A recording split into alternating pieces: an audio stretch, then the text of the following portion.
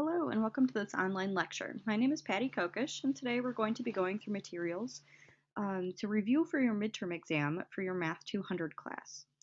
So we're going to start with Chapter 1, which is data collection. So I want to go through what a population, a sample, and an individual are. So the entire group of individuals that you want to study is going to be your population. An individual is just any member of that population that's being studied, and then a sample is just a subset of the population that is actually being studied. So for example, you might be asking, what is the average annual income? So maybe we're interested in average annual income for the entire United States. So the entire United States working population would be your population. An individual would be anyone that's a subset of that, and then a sample would be a group of people that are actually asked the question, what is your income? And then we use them in order to infer back on the population. So the basic process of statistics is to, and I'm not going to read all of this, but to first identify the research objective. Okay, so you have to decide the question that you want to answer.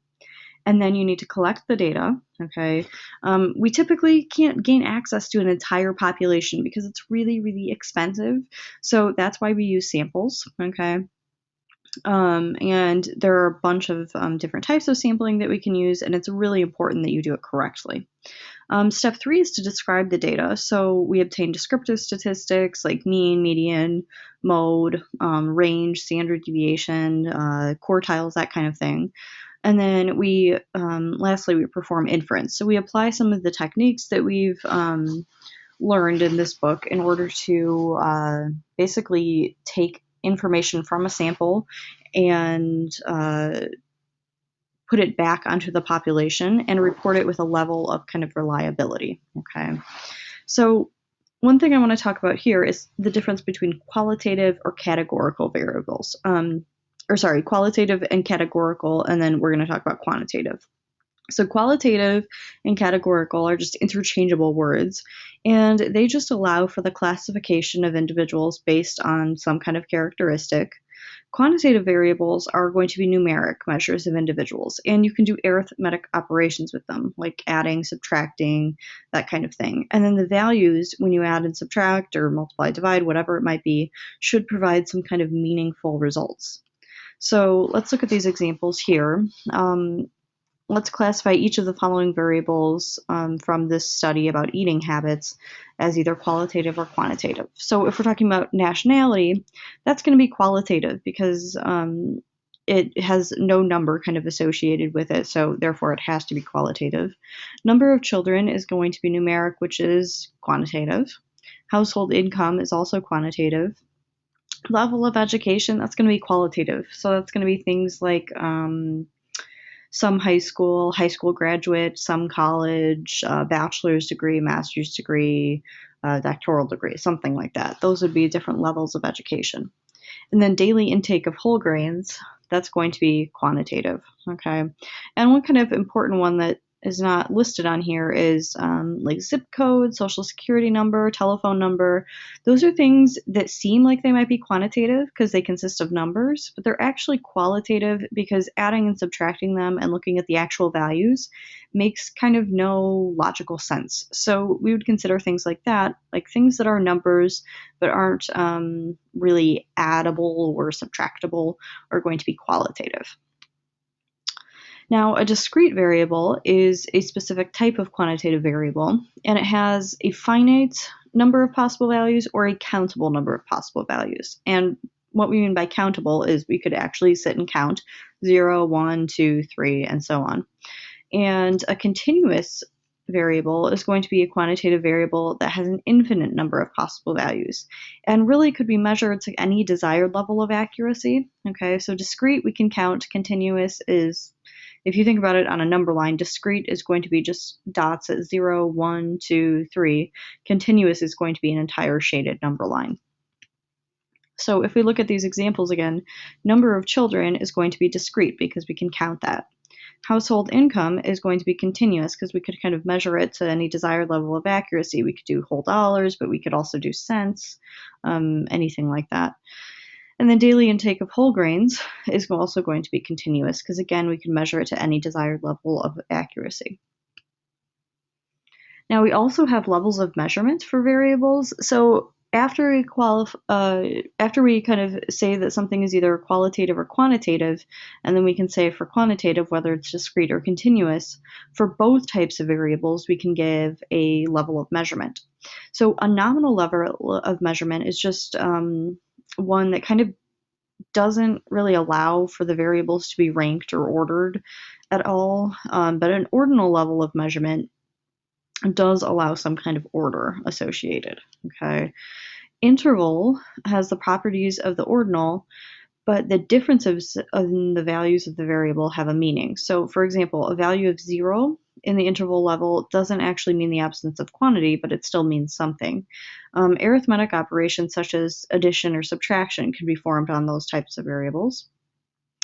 And a ratio level of measurement is going to have all the same properties of interval, except the ratios of the values have meaning. And for this one, the big thing is that a value of 0 actually means the absence of quantity.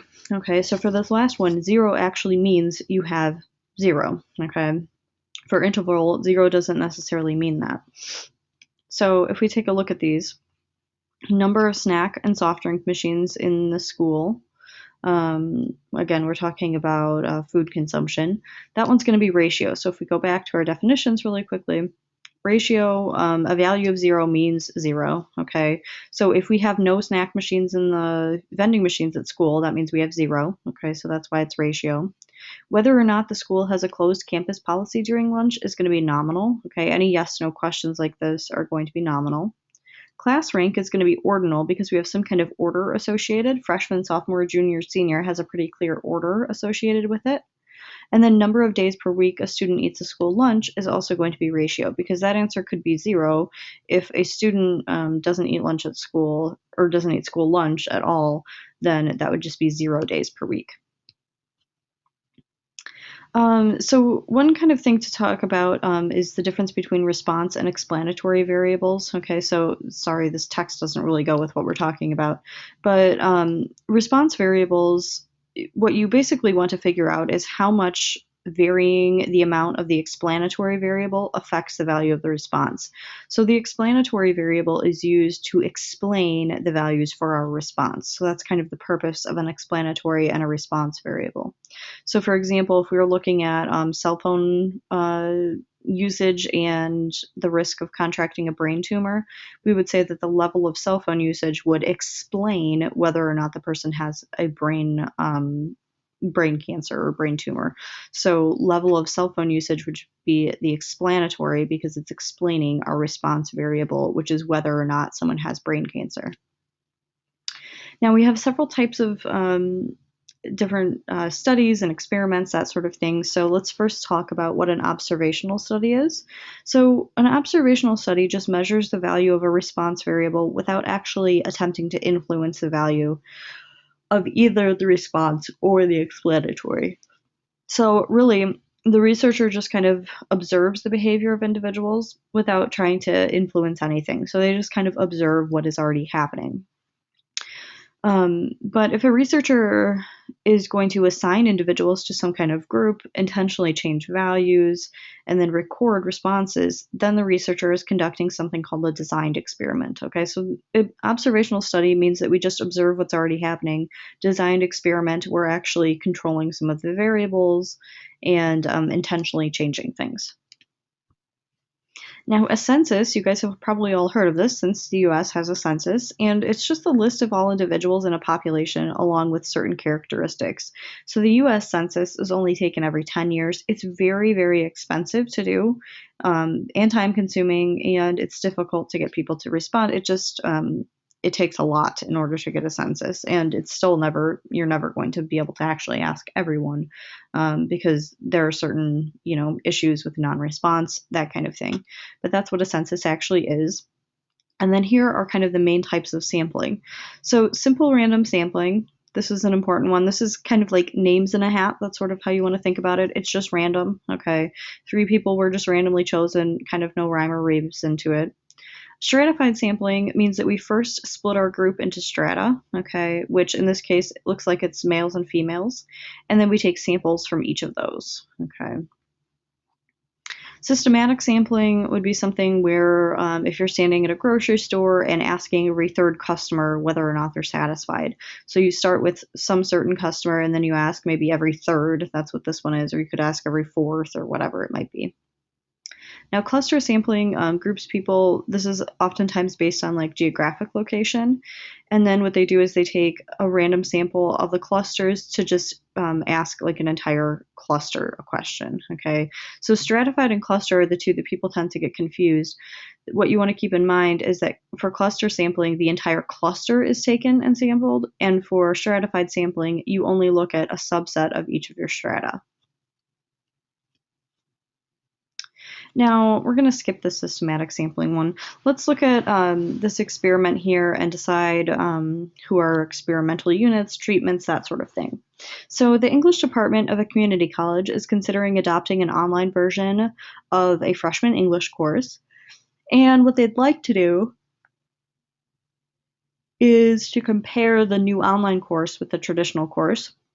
So an English department faculty member is going to randomly split a section of her course into those two. Half of them are going to come to the traditional course, the other half would be online. And then at the end of the semester, both groups are going to give some kind of test to determine who performed better. So the experimental units in this case are going to be the students that are in the class. The population, it would apply to all students who enroll in a freshman English course at this community college. The treatments are just kind of the two different treatments we have going on, which are traditional versus online instruction. Response variable is just the exam score, so this is how we measure how students do. And then why can't this experiment be conducted with blinding? Because the student and the instructor both know which treatment they're receiving, so it would be impossible to either do a single blind or double blind experiment. So if you recall, single blind experiments are the ones where the patients or the experimental units do not know which treatment is being applied, and double blind is when both the experimental units and the experimenter both don't know what treatment is being received. Okay, let's move on to chapter 2, which was all about organizing and summarizing data. So I think you guys probably all know what a pie chart looks like. It's a circle that's just divided into sectors. Each is proportional to the frequency of the categories. So if we look at these examples here with marital status and frequency, you just need to create kind of percentages out of these. So you have to take your 55.3, and this is in millions, and then divide it by the total number of people that you have here, and you're going to get percentages for each group, and then that creates your pie. And then together, the thing to keep in mind is that these should all equal 100%. Okay, if they don't, then it means you divided by the wrong number or made some kind of calculation error. Now, if we want to summarize quantitative data, we have to determine whether it's discrete or continuous, okay?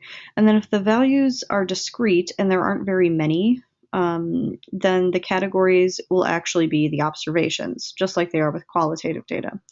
But if you have discrete data and there are a lot of different values, or if your data is continuous, then what you need to do is you need to create some kind of categories for your data, or we could call them classes. So if we look at this example here, we have data representing the number of available cars in a household based on a random sample of 50. So we have 50 observations,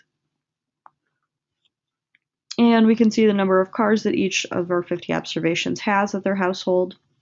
So we've created a distribution here where we have numbers of cars, we've tallied them up, added them up to get frequencies, and then we created relative frequencies as well by taking our frequency and dividing by our total.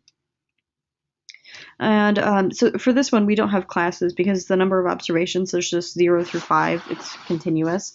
But for things maybe like adult heights, you're going to have to do some kind of grouping because there are just too many distinct adult heights that you would have. It would be kind of too long of a chart.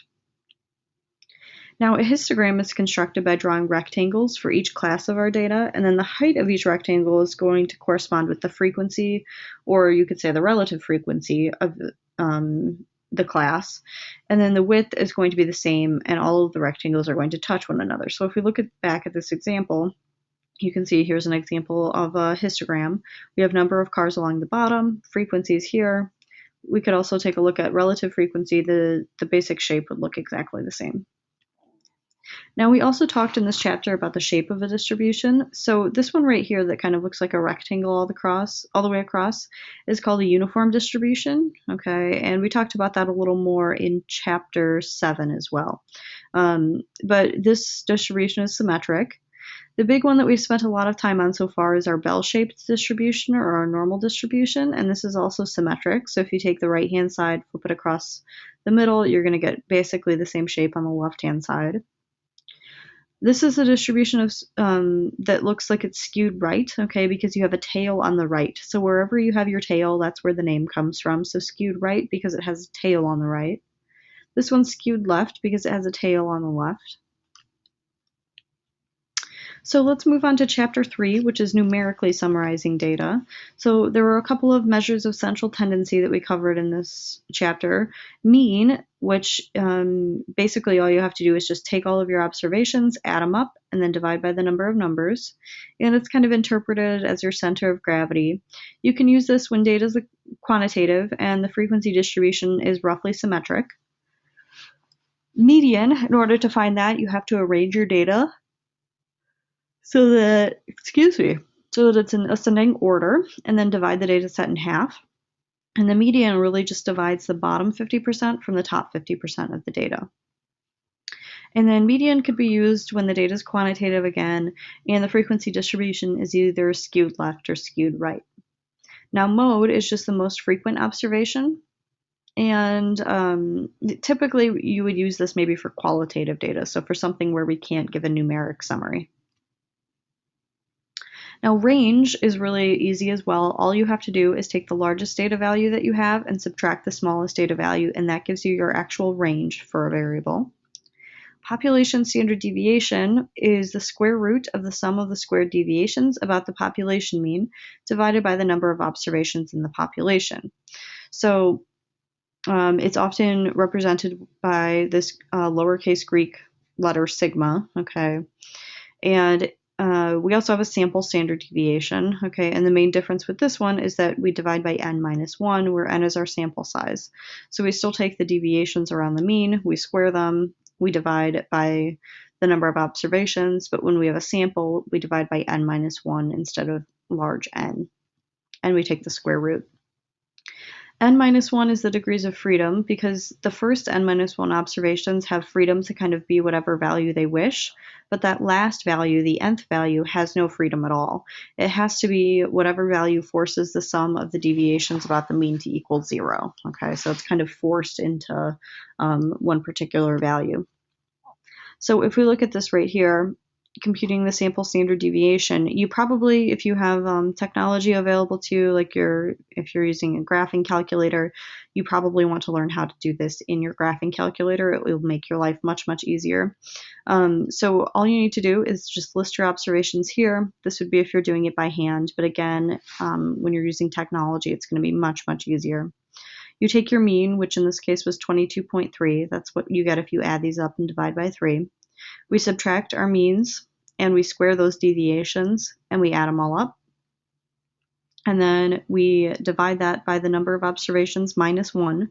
So since we have 3 observations, we take 3 minus 1 to get 2. And then we take square root of that, which gives us 15.82 minutes. Now, we also can find something called our quartiles, which is kind of similar to median. Okay, the second quartile actually is our median. So we arrange the data in ascending order, determine the median, or second quartile, and then you divide the data into two halves. We have the observations that are below the mean and the observations that are above the mean. The first quartile is going to be the median of the lower half, and then the third quartile is going to be the median of the upper half. Now, interquartile range is given by taking Q3, which is your third quartile, and subtracting Q1. And that gives you the middle 50% of observations in a data set. So again, when to report these, if you have a symmetric distribution, you're going to use mean and standard deviation. If you have a skewed distribution, it would be better to use median and interquartile range. Now, 5-number summary is something that you might see, and basically it's just a summary of 5 numbers. You have a minimum, you have the first quartile, then you list the median, the third quartile, and then the maximum, and that gives you your 5-number summary. And you can use this to help kind of draw a box plot. So for a box plot, you have something called fences. You have to determine those by taking your first quartile and subtracting 1.5 times your interquartile range. To get your upper fence, you take your third quartile and you add 1.5 times your interquartile range.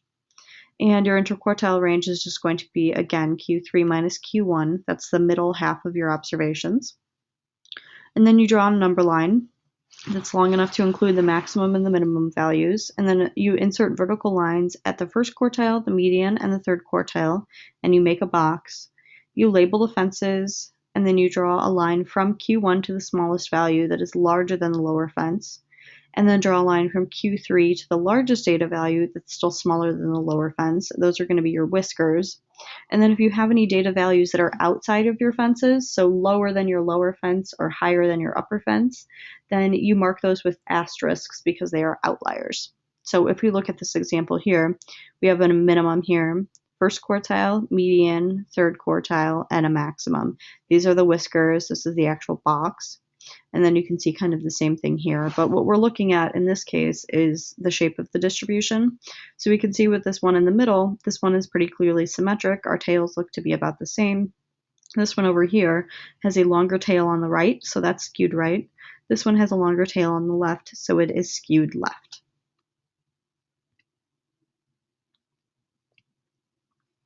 Okay, let's move on to chapter 5, which is about probability. So two events are considered disjoint if they have no outcomes in common, and then another name for disjoint events is going to be mutually exclusive. So we have an addition rule for disjoint events. Basically, if we want to find the probability of E or F happening, all we have to do is take the probability of E and add it to the probability of F. But if we have two events where maybe you have something that's not disjoint, what you have to do is modify this just slightly. And this is the formula that I always recommend students use, not the other one, okay? So if you want to find the probability of E or F, you should take the probability of E, add the probability of F, and then subtract the overlap, okay? Because the whole idea is if they're counted in E and then they're counted again in F, you do have some people or some observations that could be counted twice. So by subtracting this overlap, you get rid of them once so that they're only included once in your actual probability. So let's look at this example here. Let's suppose that a pair of dice are thrown, and these are the possible options, okay? E is going to be the event that the first die is a 2, and F is going to be the event that the sum of the dice is less than or equal to 5, okay? And we want to find the probability of E or F happening. So let's start with finding the probability of E. So we're finding the probability that the first die is a 2.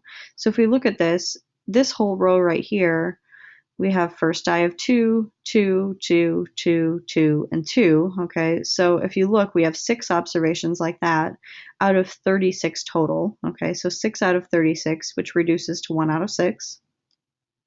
And then if we want the probability of F, the probability that the sum of the dice is less than or equal to 5, if we look for that, 1 and 1, that's less than or equal to 5, so that's 1 so far.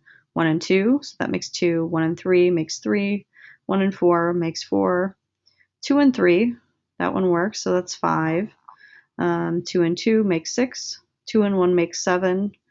3 and 1 makes 8. 3 and 2 makes 9. And 4 and 1 makes 10. So 10 out of our 36 observations are less than or equal to 5, which is going to reduce to 5/8. And then what we have to do is find the probability of E and F happening. So if we look at that, what we're doing is we're looking for ones where the roll has the first die of 2. So we're looking just in this roll here. And we're looking for something that has a sum less than or equal to 5. So if you look at these, we have 1, 2, 3 observations like that. 2 and 1, 2 and 2, 2 and 3. So it's 3 observations out of our 36, which is going to be 1 out of 12. So to use our general addition rule, we take the probability of E, which was 6 over 36. We add the probability of F, which is 10 over 36, and then we subtract the overlap, which is 3 out of 36, and that gives us 13 out of 36. Okay, let's take a look at the complement rule. Okay, so this is oftentimes if you have the word not, you're going to be using complement rule. So according to the American Veterinary Medical Association, 31.6% of American households own a dog, and we want to know what's the probability that a randomly selected household does not own a dog. Okay, so if we want the probability that they do not own a dog, all we have to do is take 1 or 100% and subtract the probability that they do own a dog, because these two things are complements of one another. Either you own a dog or you don't own a dog. Those are kind of the only two options. So we take 1 minus our 0.316 and we end up with 0.684, or you could write that as 68.4%. Okay, now let's talk about independent and dependent events. So we say that two events, E and F, are independent if the occurrence of one has no effect on the occurrence of the other. And then two events are dependent if the occurrence of one definitely affects the probability of the next. So if you have independent events, in order to find the probability of E and F happening, all you have to do is take probability of E and multiply by probability of F. So let's look at this example here. The probability that a randomly selected female aged 60 years old will survive the year is 99.186%, according to the National Vital Statistics Report. What is the probability that two randomly selected 60-year-old females will survive? So in this case, all you have to do is take the probability that they're going to survive, 0.99186, and multiply it by the probability that the second person survives. So we have 0.99186 multiplied by itself, okay, because we have the probability that the first person survives and the probability that the second person survives, and they have nothing to do with one another, so we just multiply them because these are independent events, and we get 0.9838. So if we randomly select two 60-year-old females, there's a 98.38% chance that they will both survive the year. Now let's look at this conditional probability rule. Okay, so if you have E and F, they're any two events. In order to find the probability of F given E, okay, so we know E happened, we want the probability of F happening given, that's what this line means, given that E already happened. What you do is you take the probability of E and F happening, and we divide by the probability of E. So let's take a look at this example here. This is conditional probability based on a chart, okay? So let's say we want to know what is the probability that a randomly selected adult American who lives in the US who lives in the East believes in God. So we already know, it says, we want the probability that they believe in God given that they live in the East. So we have like a magic 8-ball that told us, oh, yep, this person already lives in the East, okay? So in our denominator, we only care about the people who live in the East. So all we take for our denominator is the 204, the 36, and the 15. That's anyone who lives in the East, okay? Because it believes in God given that they live in the East. So the given is your denominator. And then your numerator is going to be the intersection between these two, believes in God and lives in the East. So if we look at that, that's going to just be this cell right here, believes in God and lives in the East. 204 divided by 204 plus 36 plus 15 gives you 0.8 or 80%. So if you randomly select someone who lives in the East, there's an 80% chance that they believe in God. Now let's do it the other way around. Probability that they live in the East given that they believe in God. So for this one, we know that the person believes in God, so our denominator is going to be all of these people who believe in God, 204, 212, 219, and 152. And then for the numerator, we have the same that we did last time. It's the intersection between lives in the East and believes in God. So this is going to be 204. And when you actually divide this, you're going to get 0.26 or 26%. Chance. That means if we select someone who definitely believes in God, there's a 26% chance that they live in the East. Okay, now let's take a look at this one right here. So in 2005, 19.1% of all murder victims were between the ages of 20 and 24. Also in 2005, 16.6% of all murder victims were 20 to 24-year-old males. What is the probability that a randomly selected murder victim in 2005 was male, given that the victim was 20 to 24-year-old? So what we're doing is we're finding the probability that they're male given 20 to 24. So we take the intersection, which is the probability of male and 20 to 24, and we divide by the probability of just the probability of 20 to 24. So we take our male and 20 to 24, which is going to be our 0.166, and divide it by our 20 to 24, which is 0.191, which gives us about 0.869 or 86.9% chance of selecting someone who is male given that they are 20 to 24 in terms of murder victims. Now we also have this general multiplication rule, which is kind of a rearranged version of your conditional probability. And really what it says is that the probability of E and F happening is just going to be the probability of E times the probability of F given E. So if we take a look at this example, we know that 19.1% of all murder victims were between the ages of 20 to 24. And we also figured out that 86.9% of murder victims were male, given that the victim was 20 to 24. And what we want to find is the probability that a randomly selected murder victim was a 20 to 24-year-old male. So we want the probability of male and 20 to 24. So all we do is take the probability that they're 20 to 24, and we multiply that by the probability that they're male given that they're 20 to 24. So you have to take your 0.869, multiply by the 0.191, and you get 0.166 or 16.6% chance of selecting someone of randomly selected murder victim to be a 20 to 24-year-old male. Okay, now let's talk about Chapter 6, which was all about discrete probability distributions. So a random variable is just a numerical measure of the outcome from a probability experiment, and its value is just determined by chance. Typically, we're going to use values or letters such as X to denote random variables. Now, discrete random variables are just like discrete variables, where they just take on values on your number line that are countable. And continuous is kind of like an uninterrupted shaded situation where you have infinitely many values. Now the rules for a discrete probability distribution are that when you add them all up, the sum of all the probabilities, you have to get 1. Okay, that's always the case. And then any individual probability has to be between 0 and 1. It can't be negative, it can't be greater than 1. It has to be between 0 and 1. So if we want to compute the mean of the probability distribution for this, we're talking about DVDs that a person rents from a video store. So we have a 6% chance of selecting someone who's rented 0 videos, 58% chance of renting 1, and so on. So in order to find the mean of discrete random variables, all you have to do is take your X and multiply by your probability, and then add them all up. So we just take 0 times 0.06, 1 times 0.58, and so on. And you get 1.49, which seems reasonable. You're talking about mean, so it should be somewhere in the middle.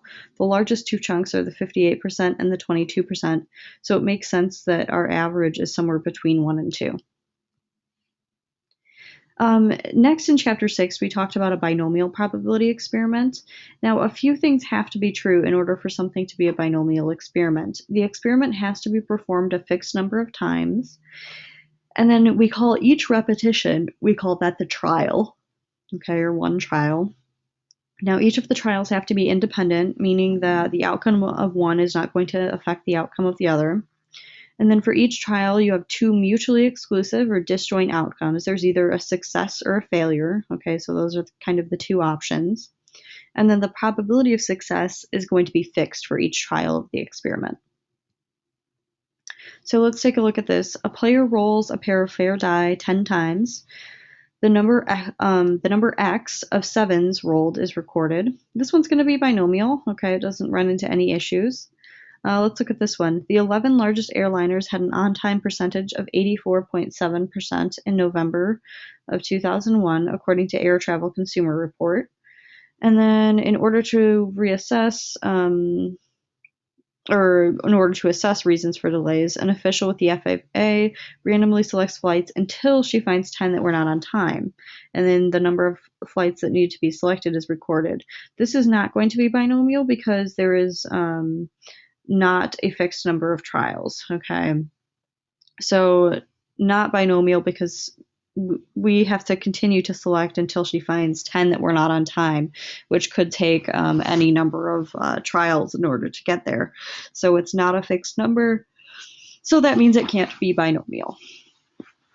Now we have this formula here, binomial probability distribution function, which gives you the probability of obtaining some amount of successes. But probably what you want to do instead of using this is to actually use your binomial table. Okay, it's going to be much, much easier.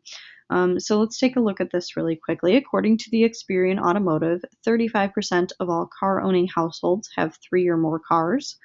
In a random sample of 20 car-owning households, what's the probability that exactly 5 have 3 or more cars?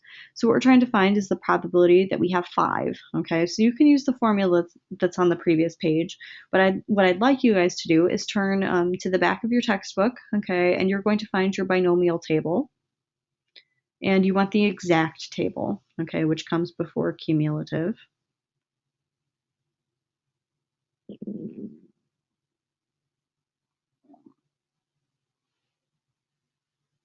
Okay, so hopefully you were able to find this. You're looking for n equals 20, x equals 5, and you're looking across the top for 0.35.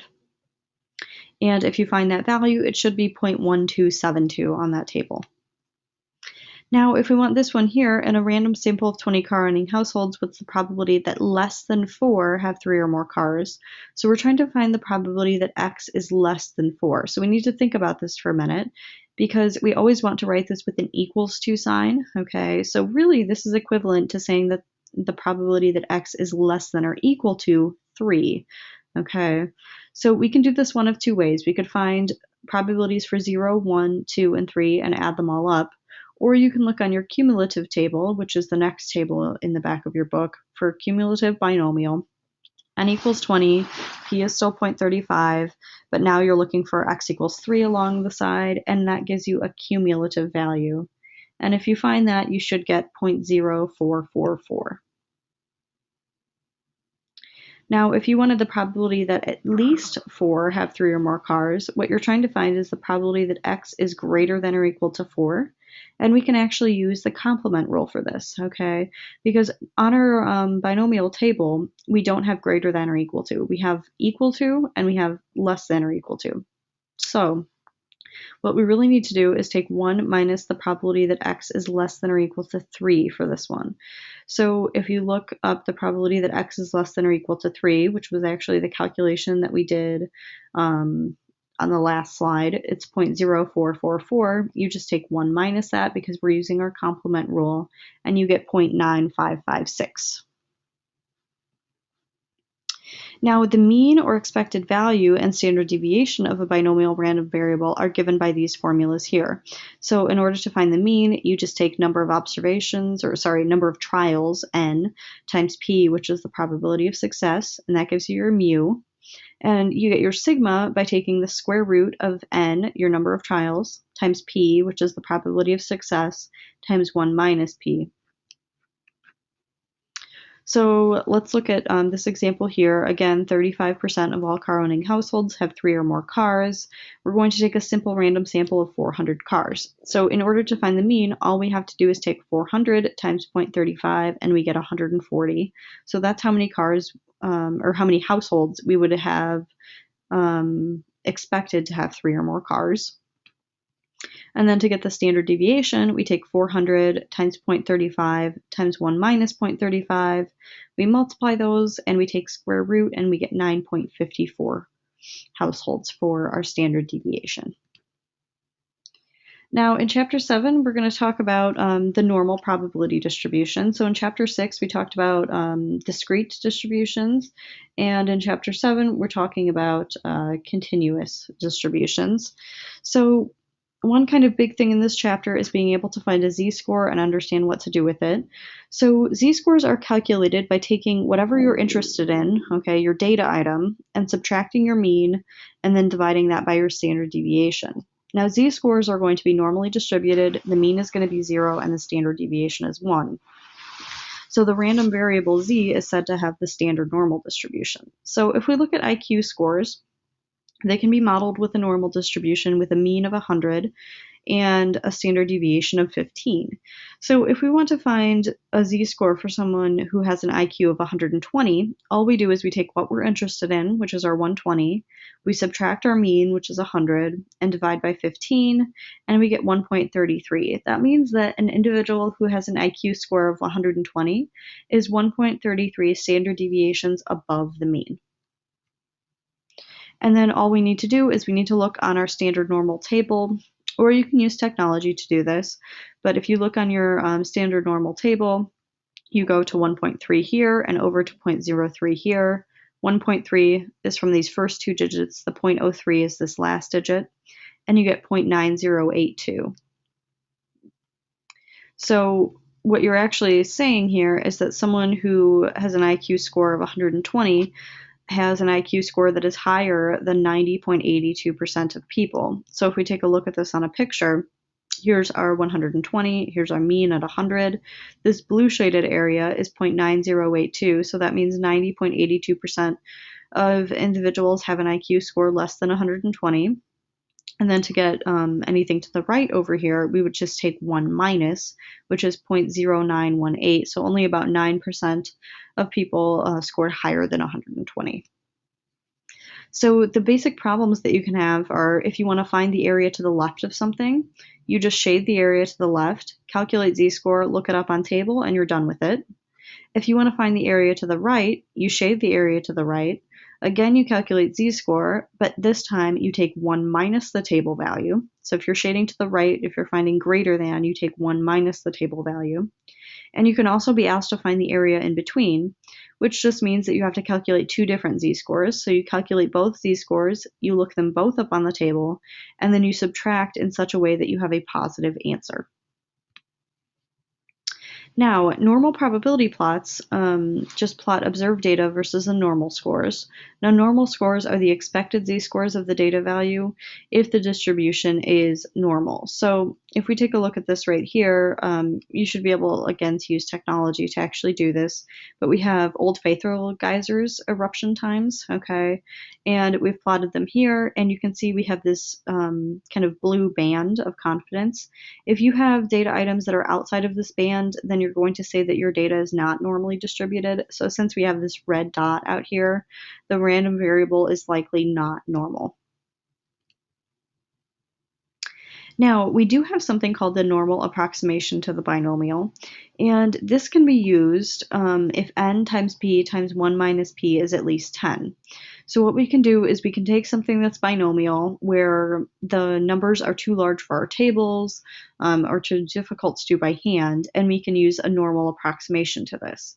So if n times p times 1 minus p is at least 10, then we can use the normal distribution to approximate the binomial. And the mean is just going to be n times p. It's the standard deviation. It's just going to be square root of n times p times 1 minus p. But then what we have to deal with is we have to deal with these little continuity corrections, okay? So if you're trying to find an exact probability, the probability that you have x equal to something, what you actually need to do is first transform it into this column. So you need to subtract 0.5 and add 0.5 from your value, and then you actually need to find the z-scores and look them up on the table and subtract to get your value between, okay? So this turns into a between type problem. If you have a less than or equal to type problem, you have to add 0.5 in order to kind of account for the fact that you're using a continuous distribution to estimate or to approximate a discrete distribution. So if you have less than or equal to, you add 0.5. If you have greater than or equal to, you subtract 0.5. Using, again, this is our correction for continuity. And if you have a between type question, then you subtract 0.5 from the left and add 0.5 to the right, and then you find the area in between those. And again, this column right here, once you have your problem set up like this, you just need to calculate a z-score, look it up on your table, and then go about kind of the processes the same way that we did with just typical normal distribution questions. So let's look at this example here. According to Experian Automotive, 35% of all car-owning households have 3 or more cars. In a random sample of 400 car-owning households, what's the probability that fewer than 150 have 3 or more cars? So first we need to verify that n times p times 1 minus p is at least 10. So we have to take 400 times 0.35 times 1 minus 0.35. And if you actually do this, you get 91, which is obviously greater than or equal to 10. We also need to find the mean, which is going to be found by taking n times p. So we take our 400 times our 0.35, and we get 140. And then to find our standard deviation, we take our 400 times our 0.35 times 1 minus 0.35, and we take the square root to get 9.54. And what we actually want is the probability that x is less than 150, because I want fewer than 150. Now you always need to change this into an equals to sign, okay? So the probability that x is less than 150 is actually the probability that x is less than or equal to 149. So when we use our normal approximation, since we're finding less than, we have to add 0.5. So we take 149 and we add 0.5 to it to get 149.5. Then we calculate a z-score by taking 149.5, which is what you're interested in, subtracting our mean of 140, dividing by our standard deviation of 9.54. And we calculate this z-score, look it up on the table, and we get 0.8413 or 84.13%. Now, Chapter 8 is the last chapter that is covered for your midterm exam, and it is about sampling distributions. So let's take a look at this really quickly. The weights of pennies minted after 1982 are approximately normally distributed with a mean of 2.46 grams and a standard deviation of 0.02 grams. And let's say that we want to find the probability that in a simple random sample of 10 pennies minted after 1982, we obtain a sample mean of at least 2.465 grams. So what we want here is we want to find our mu x bar, okay, which is our mean, which is just 2.46. And then we want to find our standard error, which is just going to be our 0.02, which was our standard deviation, divided by the square root of n, which is just square root of 10. So our standard error is just 0.0063. And then we need to calculate a z-score. So again, we take z equals what we're interested in, which is 2.465. That's this right here. We subtract our mean, which is 2.46, and we divide by our standard error, or standard deviation of our x bar, which is 0.0063. And if you do this, you get 0.079. And then we need to look up our value on the table. And if you look up 0.7 on the left-hand side and 0.09 across the top, you're going to find that the probability associated with 0.79 is 0.7852. Now this 0.7852 actually corresponds with this white part right here, okay, but what we're actually interested in is this blue part that's shaded over here. So in order to find the blue shaded part, we just take 1, which is our whole, that's our total, and we subtract the white part, which is just going to be the 0.7852, so our answer is 0.2148. It's important that you draw the pictures so that you can kind of understand if your answer makes sense, so that you don't forget to subtract from 1. So anytime you're shading to the right, you have to do the step where you subtract from 1.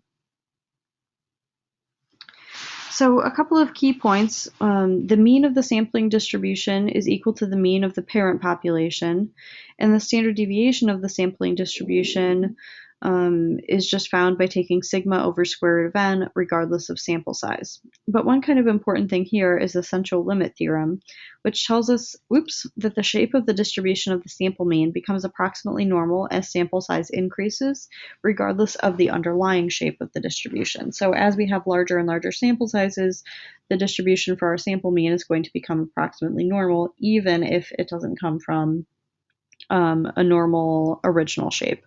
So that's the central limit theorem. Typically, if we have n greater than or equal to 30, we're pretty happy with that. Okay, so let's suppose that the mean time for an oil change at a 10-minute oil change joint is 11.4 minutes with a standard deviation of 3.2. So we're going to take a sample of 35 oil changes. We want to describe the sampling distribution. So in this case, we would say that X bar is approximately normal because the mean, or because we have enough observations. We have 35 observations, which is more than enough. And then our mean is going to equal this mean up here, which was just 11.4.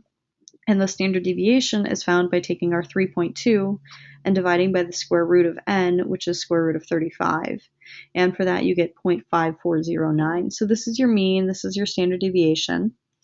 And then when we want to calculate a z-score, we're going to use this mean and the standard deviation. So if a random sample of n equals 35 oil changes is selected, what is the probability that the mean oil change time is, less than 11 minutes? So all we have to do is take our 11, which is what we're interested in, subtract our mean, which is 11.4, and divide by our standard deviation, which we just calculated to be 0.5409, and we get negative 0.74 for this. Now we need to look this up on our chart, and if you do that, you get 0.23 as your probability. We do not need to subtract from 1 because we're trying to find the probability that it's less than that, okay? Less than probabilities. All we have to do is calculate z and look them up on the table, and then we're done with it. So here's kind of a nice summary from this chapter, which talks about shape, center, and spread, which are kind of the three things that we want to do when we're asked to describe the distribution. So if you have a population that's normal with a mean of mu and a standard deviation of sigma, then regardless of your sample size, the mean is just going to stay at mu, and the standard deviation, you're just going to recalculate by taking sigma over square root of n. Now, if you have a population that's not normal, then the shape is still going to be approximately normal as long as your sample size is large enough. So again, I said 30 is a pretty good cutoff to use for that. So if you have a non-normal population, then you need to make sure that you have a large enough sample size. But again, the mean and the standard deviation calculations are the same. Okay, let's do this one last example here. So according to the Centers for Disease Control and Prevention, 18.8% of school-aged children aged 6 to 11 were overweight in 2004. And in a random sample of 90 school-aged children, we want to find the probability that at least 19 are overweight. So what we actually need to do is we need to confirm a couple of things. We need to confirm that n times p times 1 minus p is at least 10. And it's 13.7, so that's good. And another thing, I don't think I mentioned it in this presentation. I know I mentioned it when we talked about Chapter 8 last week, but we need to make sure that our sample is less than 5% of the population size, in which case it is, okay? So we would say that p hat is approximately normal with a mean of 0.188, okay? And a standard deviation is found by taking p times 1 minus p divided by n. So we have 0.188 times 1 minus 0.188, and we divide it by 90, okay? And we take the square root of that. And if you actually do that, you get 0.0412, okay? So all we need to do is we just need to calculate a z-score. So we take what we're interested in, which is our 19%, and we subtract our mean, which is our 0.188, and then we divide by our standard deviation, which was found using this formula, square root of p times 1 minus p over n. And if we end up with a z-score of 0.0485, which we need to look up on our table, 0.05 is what it would round to. And if you look up 0.05 on the table, you get 0.5199 as the actual value. Now, that would give us the proportion that are less than our value. What we want to actually find is at least, so that means we want to shade to the right. So anytime we're shading to the right, we always have to do 1 minus. So when we do 1 minus 0.5199, which was our table value, we get 0.4801. So that means we have about a 48% chance in a random sample of 90 school-aged children that at least 19% are going to be overweight.